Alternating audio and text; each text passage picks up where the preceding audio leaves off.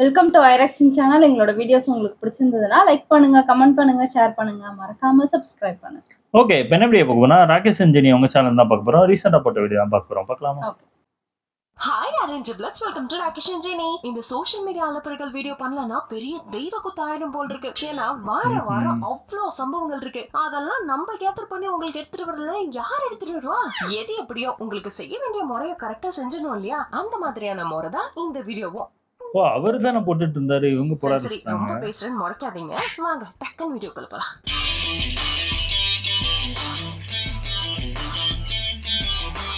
First என்னன்னு பாத்தீங்கன்னா, நம்ம சிம்பு மணிரத்னம் டைரக்ஷன்ல கமல்ஹாசன் நடிப்புல வர தக் லைஃப் படத்துல நடிக்கிறாரா இல்லையா அப்படின்னு ஒரு கன்ஃபியூஷன் இருந்துச்சு இல்லையா? அந்த கன்ஃபியூஷன் எல்லாத்தையும் கிளியர் பண்ற மாதிரி நியூ தக் இன் டவுன் அப்படின்னு சொல்லிட்டு ஒரு வீடியோ கிளிப் ஒண்ணு போட்டிருந்தாங்க. அதை பார்த்த உடனே தலைவன் எஸ்டிஆர் நடிக்கிறான்டா அப்படின்னு சொல்லிட்டு எல்லாருமே பயங்கரமா வைப் ஆயிட்டு இருந்தாங்க. அதுல பார்டர் போலீஸோட கார் ஒன்னு எடுத்துக்கிட்டு சும்மா ஸ்டைலா மாசா மனுஷன் சுட்டுக்கிட்டே வராரு. சிம்பு இந்த படத்துல காலை படத்துல ஒரு லுக் இருந்துச்சு இல்லையா? அந்த லுக்ல தான் இருக்காரு.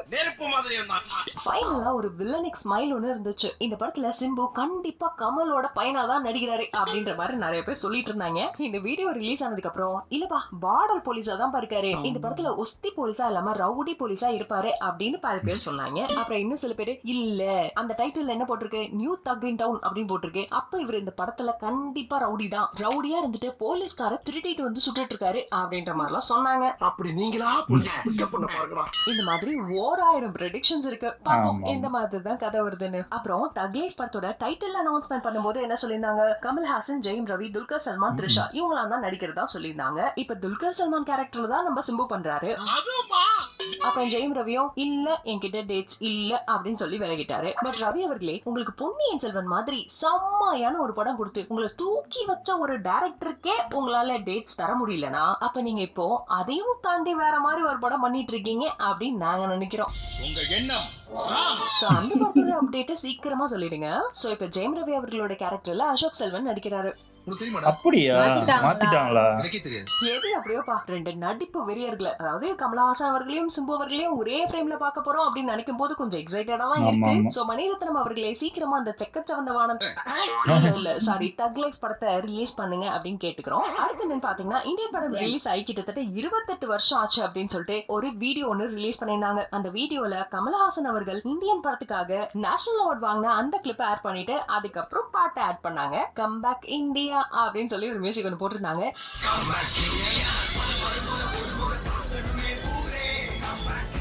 இது கேட்கும் போது லைட்டா எப்படி இருந்ததுன்னா, ஃபுட்பால் மேட்சோட சாங்ஸ் எல்லாம் கேட்டுட்டு பயங்கரமா வைப் ஆகும்ல, அந்த ஞாபகங்கள் தான் வந்துச்சு. ஏஆர் ரஹ்மான் அவர்களுடைய மியூசிக்கை கண்டிப்பா மிஸ் பண்றோம் தான், பட் அனிருத் அவர்களுடைய மியூசிக்கும் பயங்கரமா இருந்துச்சு.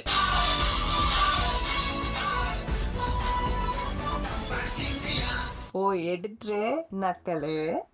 என்ன இந்த படத்தை சங்கர் டைரக்ட் பண்றாரு, கமல்ஹாசன் நடிக்கிறாரு, அனிருத் மியூசிக் போறாரு அப்படின்னு சொல்லிட்டு பயங்கரமான ஒரு எக்ஸ்பெக்டேஷன் இருக்குதான். ஆனா அதையும் தாண்டி இந்த மாதிரி ஒரு விஷயம் நடக்கிறதுக்கு வாய்ப்பே இல்ல அப்படின்னு நினைக்கிற ஒரு விஷயமும் இருக்கு. நெடுமுடி வேணு, மனோபாலா, விவேக் இந்த 3 லெஜெண்ட்ஸும் இந்த படத்துல நடிச்சிருக்காங்க. ஒருவேளை இந்த 3 பேருக்கும் காம்பினேஷன் சீன்ஸ் இருந்துச்சுன்னா உண்மையிலுமே ஸ்பெஷல் தான். இவங்க எல்லாரும் நடிச்சிருக்காங்கன்னா இந்த படத்தை எப்ப ஷூட் பண்ண ஆரம்பிச்சாங்க அப்படின்னு உங்களுக்கு ஒரு டவுட் வரும். இந்த படத்தை 2019ல தான் ஷூட் பண்ண ஆரம்பிச்சிருக்காங்க. அதுக்கப்புறம் கொரோனா வந்துச்சு, ஆக்சிடென்ட் ஆச்சு. நெக்ஸ்ட் கமல்ஹாசன் அவர்களுக்கும் சங்கர் அவர்களுக்கும் ஃபைட்னு சொன்னாங்க. நெக்ஸ்ட் ஏஆர் ரஹ்மான் அவர்கள் விலகினாங்க.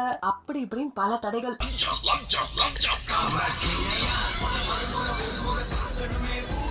நடுவுல 2022லயும் ஷூட்டிங் ஆரம்பிச்சாங்க. கொஞ்ச நாள் போச்சு, அதுக்கப்புறம் நின்றுச்சு. அதுக்கப்புறம் சங்கர் ராம் சரண் வச்சு படம் எடுக்க போயிட்டாரு அப்படின்னு சொல்லிட்டாங்க.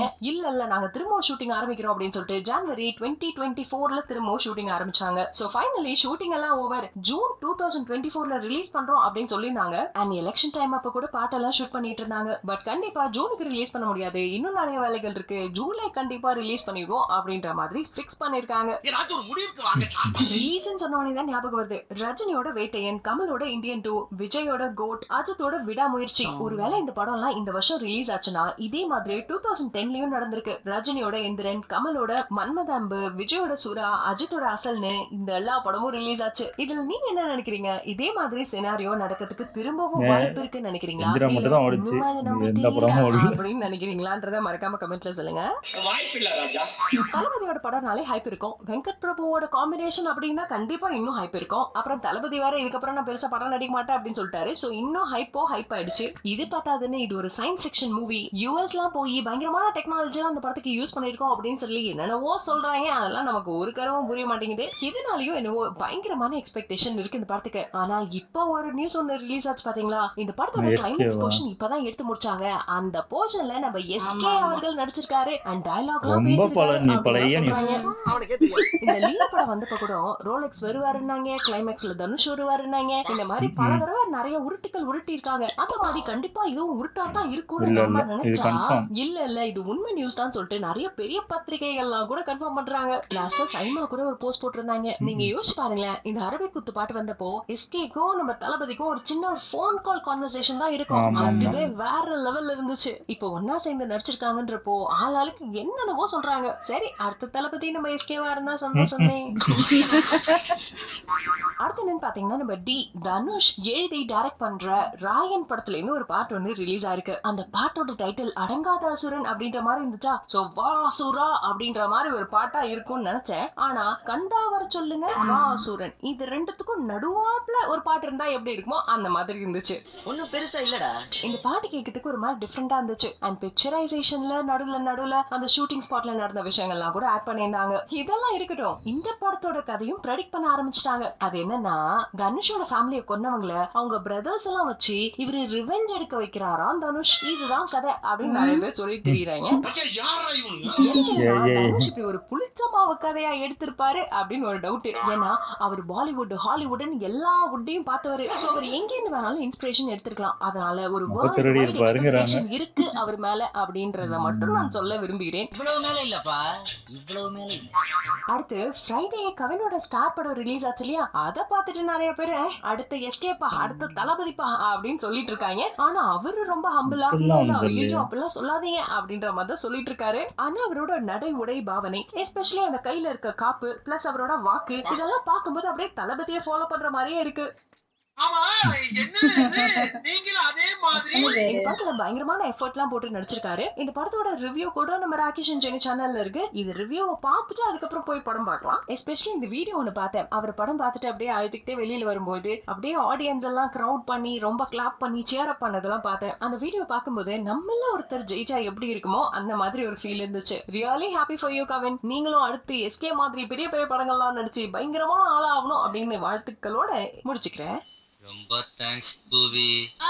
அடுத்து நம்ம ஜோவோட பிக்சர் ஒன்று பாருங்களேன். மன்மதன் படத்தோட ஸ்டில்லா இது அப்படின்னு கேக்குறவங்களுக்கு இல்ல, இது இப்ப எடுத்த பிக்சர். நார்மலா எல்லாருக்கும் 30, 40, 50 இந்த மாதிரி வயசு ஏறிட்டே தான் போகும். ஆனா அந்த ஹீரோயின்ஸுங்களுக்கு மட்டும் 30, 40, 20 அப்படின்னு எப்படி குறையுதுன்னு எனக்கு தெரியல. இந்த வயசு ரிவர்ஸ் பண்ற டெக்னாலஜியை அவங்க எங்க இருந்தா கத்துக்கிறாங்களோ.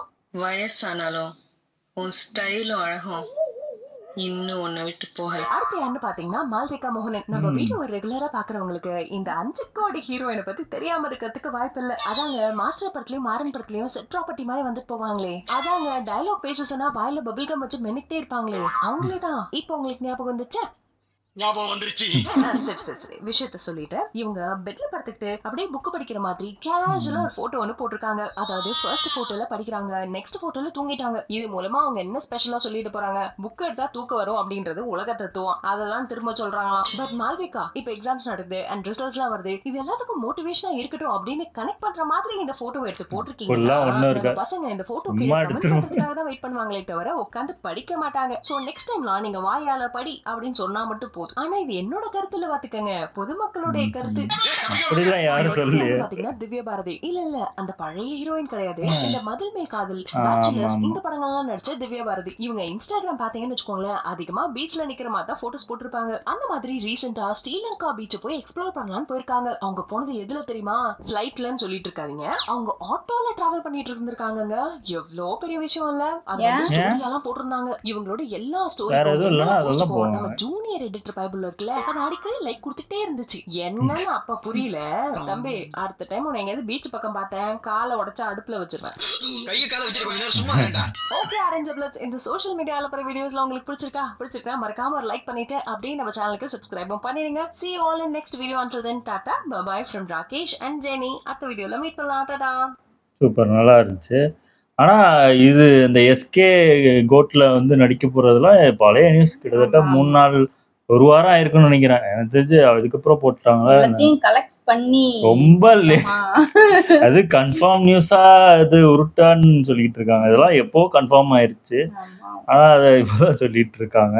அதுக்கப்புறம் இப்போ இந்த நியூஸ் போடுவாங்க நினைச்சேன் நானும். இந்த ஜிவியும் சைந்தவியும் டிவோர்ஸ் ஆமா, ஆக ஆமா, போகுது. ஆமா. அவங்க வேற போட்டு விட்டுருந்தாங்க.